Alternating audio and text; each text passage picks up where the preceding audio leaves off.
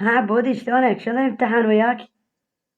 الحمد لله، جاوبت على الامتحان بس انت قل لي جاوبت لا. عفوا، كان الامتحان زلاطة اصلا جاوبت عليه ولا اهتميت للموضوع. بس انت اذا جاوبت قل لي، اذا ما جاوبت لا تكذب علي. يا اخوي ما جاوبت الا قل لك جاوبت نص وعرفت نص.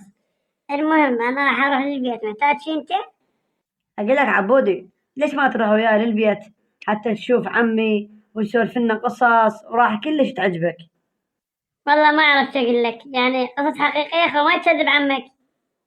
لا لا تدري بيا، اذا واحد يكذب قبل اضحك.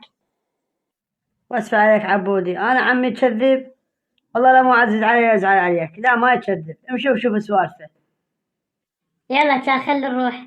السلام عليكم، شلونك عم ابو شاهر؟ عليكم السلام. هلا وليدي، شلونك؟ شو اخبارك؟ هلا بحمودي، هذا من اللي وياك؟ اعرفك عمو على عبودي، صديقي بالمدرسه.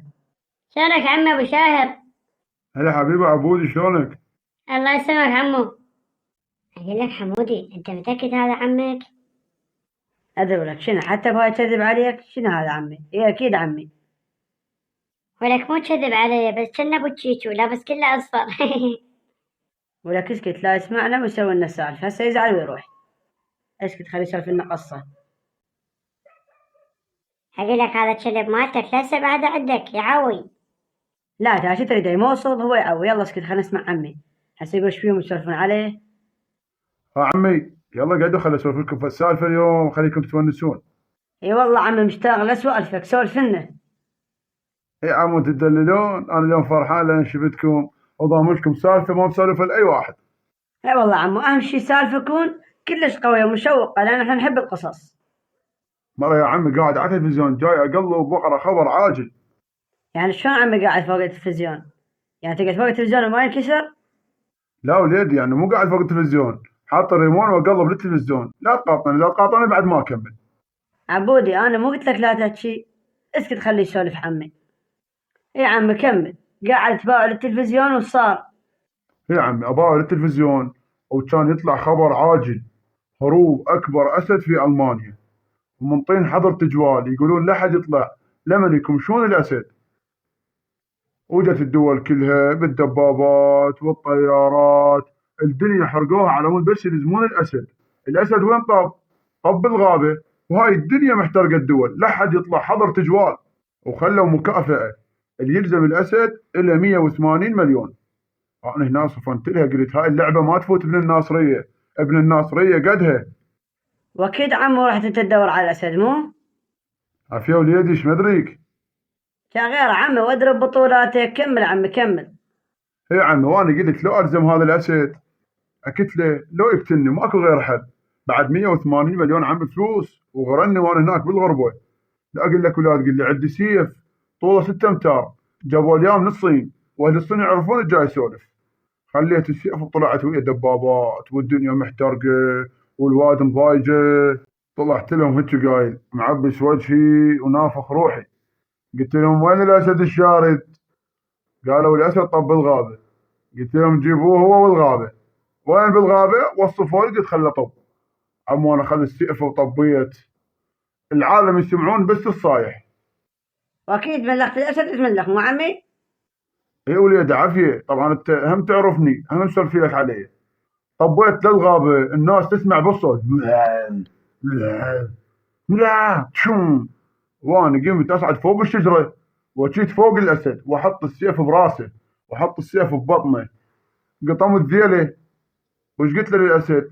هو ظل ينزف. قلت له شوف، انا راح ارحمك، لو تروح تموت لو تعيش، بس انا ايش راح اسوي؟ راح اقطم ذيلك حتى يقولون الاسد مات.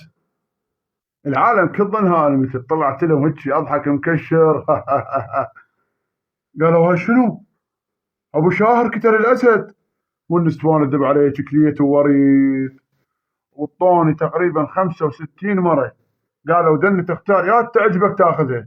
قلت لهم واسف عليكم، انا ابن الناصريه ما ادور مقابل. وخليت الاسد يروح والذيل سويت هذا المشمر الحاطه على رقبتي. هذا من دليل الاسد اللي قتلته. وتعيشون وتسلمون، وان شاء الله شوي بعد من ارتاح هم اسولف لكم بعد السالفه. ايش رايكم بهاي سالفتي؟ يعني عمو انت ابد ما تخاف لا من اسد لا من شيء؟ عمو يا اسد جيب لي من اقول لك دببه، جيب لي فيله اتناطح وياها، ما اخاف لا جين لا بشر لا اسد، ايش عندك جيب لي. يا عبود ايش قلت لك انا؟ قلت لك عمي ابد ما يخاف. يلا عمو انا ترخص من عندكم ونتلاقى باكر ان شاء الله، انت ما دامك باقي يوميا اجي يمك اسمع سوالفك الحلوه. يلا يلا حمودي خلي اروح اني اخاف بعد شوي يقول هذا القميص مسوي من جد الاسد. يلا باكر نتلاقى. يلا عمو انا راح اروح اوصل صديقي عبودي واجي. محتاج شي اجيب لك وياي؟ لا عمو سلامتك.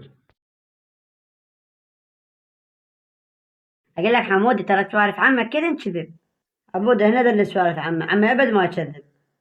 زين عندي فكرة اني خلي نسوي مقلب بعمك، واذا ما خاف معناها سوالفه كلها صدق، واذا خاف معناها كذاب. تمام متفقين، بس شلون نسوي بمقلب؟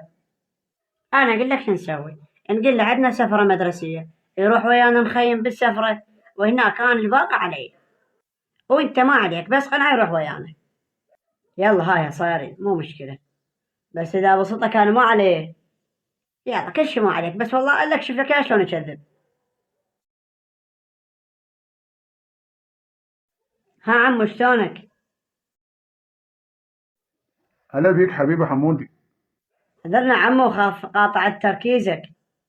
لا حبيبي عاد انا يوميا هيك اسوي تمارين اليوغا. قول حبيبي محتاج شيء؟